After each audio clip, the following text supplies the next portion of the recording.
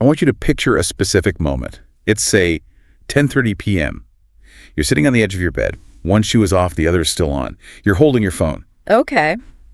And you have this sinking realization that you've been home for 4 hours, but you can't account for a single meaningful thing you've done.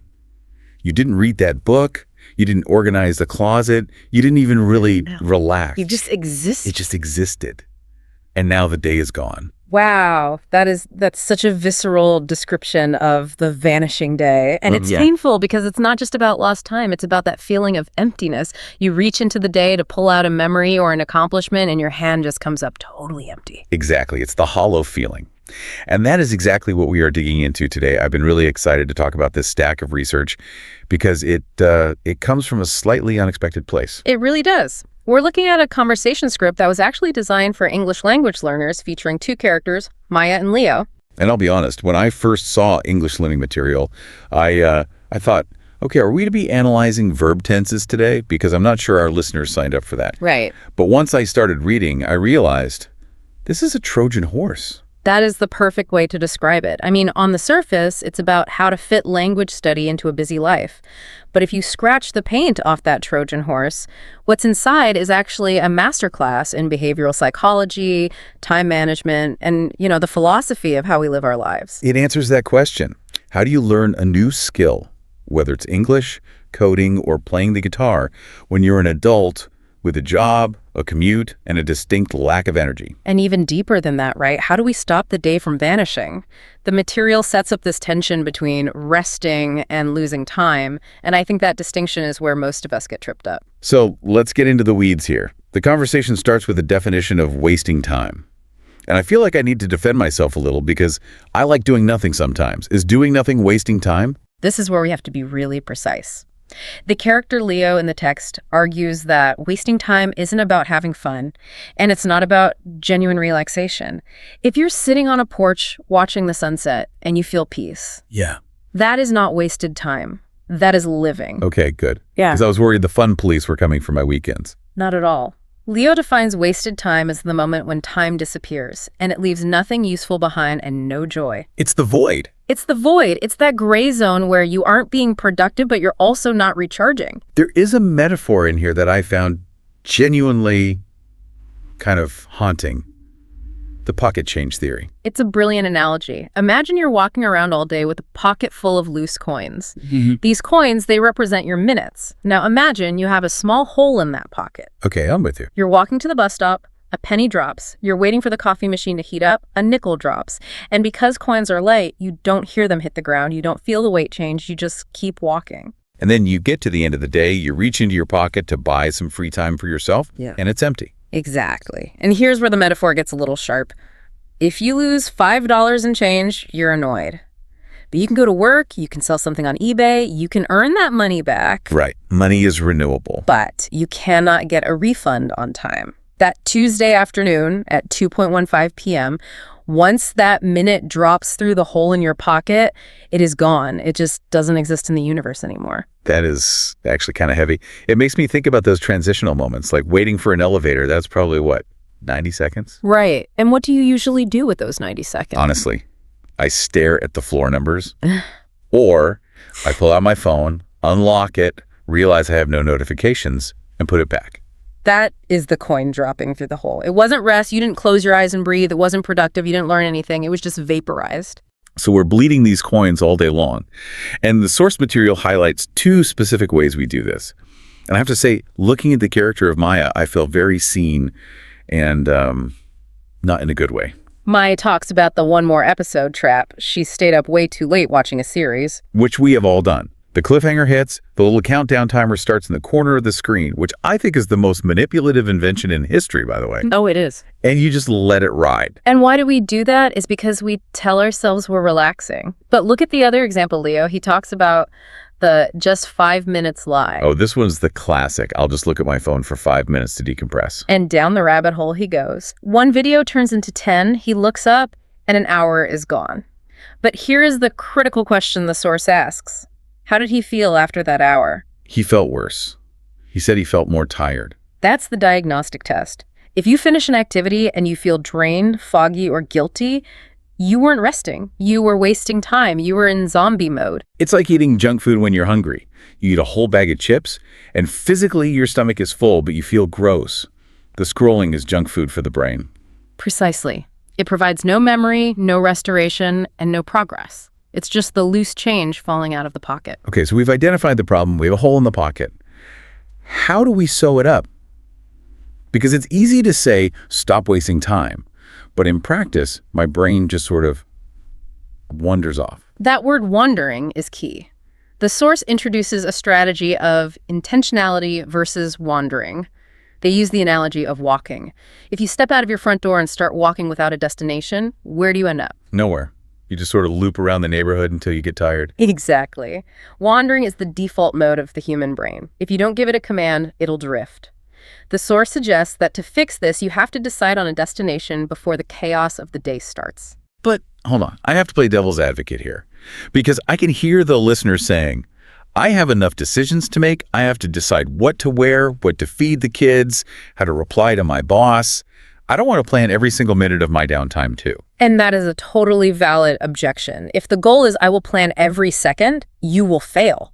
That's too heavy. Right. It feels like homework. The source actually warns against this. They call it the trap of heavy goals. You don't wake up and say, I will master English today, or I will get in perfect shape today. I will fix my entire life by noon. Exactly. That goal is so heavy you can't lift it, so you don't even try. You just go back to scrolling. The expert advice here is to set the bar so low you can basically trip over it. Trip over it. Yes. Maya suggests, I'll learn 2 new words. Or I'll listen for 5 minutes. It's the psychology of the easy win. When you make the goal tiny and clear, you remove the intimidation factor. You aren't climbing a mountain, you're just stepping over a pebble. I love that. I'll learn 2 words. It's so small that it feels ridiculous to say no to it. It actually takes more energy to argue with yourself about it than to just do it. And that's the trick. Once you take that step, once you learn the 2 words, you've broken the inertia. You are now moving. You have a destination. Okay, so we have a destination. I'm going to do this tiny thing. But we still have the problem of the schedule. I'm looking at the user profile of our listeners. Busy, overwhelmed, prepping for meetings. They don't have an hour to sit in a quiet study with a cup of tea and learn a language. This brings us to what I think is the most practical concept in the entire deep dive, the power of hidden moments. Hidden moments. It sounds kind of mystical. It addresses a major misconception. We tend to believe that learning or any kind of self-improvement requires large, uninterrupted blocks of pristine silence. Which, let's be honest, only exist in movies or for people who don't have children. Correct. So because we can't find that perfect hour, we do nothing. But the source challenges us to look for the micro time, the time that exists in the cracks of the day. Okay, I'm going to stop you there because I can hear the listeners screaming at their speakers right now. What are they screaming? They're saying, look, I work a 10-hour day. I have a commute. I have to make dinner. I don't have hidden moments. I have survival moments. That is a totally valid feeling. It feels like the day is a solid block of obligation. Exactly. So asking them to find time feels like asking them to squeeze water out of a rock. But this is where the source challenges us to look closer at the rock. They aren't asking for created time. They are looking for the friction points. Give me a concrete example. Real life. Okay. You're at the grocery store. The person in front of you has 30 items in the 10-item express lane. Okay, now I'm just angry. Right. You're angry. You're standing there. That is 4 minutes of dead time. Usually we spend that time fuming or doom scrolling. That is a hidden moment. But isn't it weird to be the guy standing in line at the grocery store, muttering French vocabulary to himself? It might feel a little socially awkward at first, but put in headphones, listen to a podcast, review flashcards on your phone instead of Instagram. The source lists these: waiting for a bus, walking from the car to the office, waiting for the coffee to brew. These are the loose coins again. Exactly. And if you look at the math, it's actually shocking. 5 minutes while waiting for coffee, 5 minutes walking to the bus, 5 minutes waiting for a meeting to start. That's 15 minutes a day. Which doesn't sound like much. It doesn't. But over a month, that is roughly 7.5 hours of practice. Whoa! 7.5 hours. That's almost a full workday. Found entirely in the garbage time we usually throw away. That is the cumulative effect. It's about claiming the territory that is already there. Okay, the math works. Nice. I can't argue with the math, but I can't argue with the psychology. Because even if I know I should use those 5 minutes to learn, sometimes I don't want to. My brain fights me. It wants the candy. It doesn't want the vegetables. This brings us to tip number 3 in the text, making it alive. They argue that if the task feels like punishment, your brain will try to escape. It's a basic defense mechanism, right? We are wired to avoid pain. Exactly. If learning English means staring at a grammar textbook that makes you feel stupid and bored, you will subconsciously sabotage yourself to avoid doing it. You'll suddenly find a very important reason to clean the kitchen. So the solution isn't more discipline, it's more joy. Precisely. The source suggests connecting the learning to things you genuinely like. Music, short videos, stories, shows. So don't force yourself to read a dry textbook. Watch a clip from a movie you love in that language. Listen to a song. When you connect the task to joy, the friction disappears. You stop needing willpower because you actually want to do it. The brain stops trying to escape and starts trying to engage. But what if the thing I need to learn is boring? Like, what if I need to learn Excel spreadsheets? There's no joyful way to do that. That's a fair point. But you can still tie it to a medium you enjoy. Maybe you watch a funny YouTube creator who teaches Excel rather than reading a manual. The goal is to lower the barrier to entry so you don't dread the hidden moment. Now, we have to talk about the villain of the story. Or, well, maybe the antagonist. We hinted at it earlier. The phone. Ah, yes. The time trap defense. So we have these hidden moments, but we have a massive competitor for them. We have a device in our pocket that is engineered by some of the smartest people on Earth specifically to steal those moments. It is the ultimate antagonist. And Maya and Leo are pretty fair here. They don't say phones are evil, they say they are persuasive. That's a polite way of putting it, but it's not fair to just say, have willpower, right? Right. I mean, I consider myself disciplined, but if that screen lights up, my brain wants to look. It's not just you. The material points out that these devices utilize variable rewards, like a slot machine. You check because maybe there's something good this time. There usually isn't. It's usually just spam or a group chat I don't care about. No, but that possibility costs you 20 minutes. You check one text, and suddenly you're watching a video about power washing driveways for 15 minutes. I feel attacked. I love those videos. They are very satisfying. They all do. But the point is, you didn't choose to watch it. It happened to you. So the source suggests a tactic. Create small boundaries. And I really liked the framing here. Because usually people say, put your phone away, and it sounds like a punishment. Like, you've been a bad boy, no phone for you. Right. But the source frames it as protecting your attention. That shifts the power dynamic completely. It treats my attention like a valuable resource like gold in a vault. And on the guard. Exactly. When you turn off notifications or put the phone in a drawer for an hour, you aren't depriving yourself. You are creating a sanctuary for your focus. It becomes an act of self-care. Speaking of self-care, we need to circle back to the very beginning. We talked about wasting time, but we need to make sure we aren't telling people to never rest. This is arguably the most important distinction in the transcript. We have to clarify. Rest is not wasting time. Because I think we have a culture of guilt. If we aren't producing, we feel like we're failing. And that is a recipe for burnout. The source reminds us of a biological reality. The brain is not a machine. It cannot run on high gear indefinitely. It needs charging. They use the phrase productive nothingness. Yes. Sometimes sleeping, sitting quietly, or just staring out a window is the smartest use of your time, because that is when the battery recharges. So let's check the scorecard. Scrolling on your phone for an hour. That is high input, low value. That drains the battery. That is wasting time. Sitting on your porch for 20 minutes doing absolutely nothing. That is charging the battery. That is productive rest. I think that permission slip is going to be really important for our listeners. You don't have to fill every hidden moment with learning. Sometimes you fill it with breath. The goal described in the source isn't to do more things. It's to use your energy wisely, to be intentional with the coins in your pocket. So we've covered a lot of ground here. We've gone from pocket change to hidden moments to the slot machine in our pocket. The source material wraps up with a few vocabulary words, but I don't want to just list them. I think we can actually use them to synthesize this whole philosophy. Let's do it. It starts with being intentional. Right. Choosing the destination before you start walking, not letting the day happen to you. Which helps us avoid being distracted. That's the hole in the pocket. The phone, the wandering mind.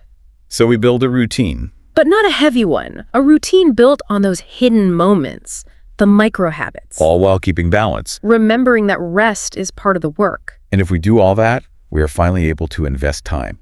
That's the shift. You move from spending time or losing it to investing it. You put those 5 minutes into an account that pays interest later. I love that. So we promised a deep dive that gives you something to do. The source ends with a simple plan for today, a 4-step challenge. And I want everyone listening to mentally do this with us right now. Step 1, choose one small goal. Remember, keep it tiny, 2 words, 5 minutes. Don't try to climb Everest today. Step 2, decide when you will do it. Tie it to a routine.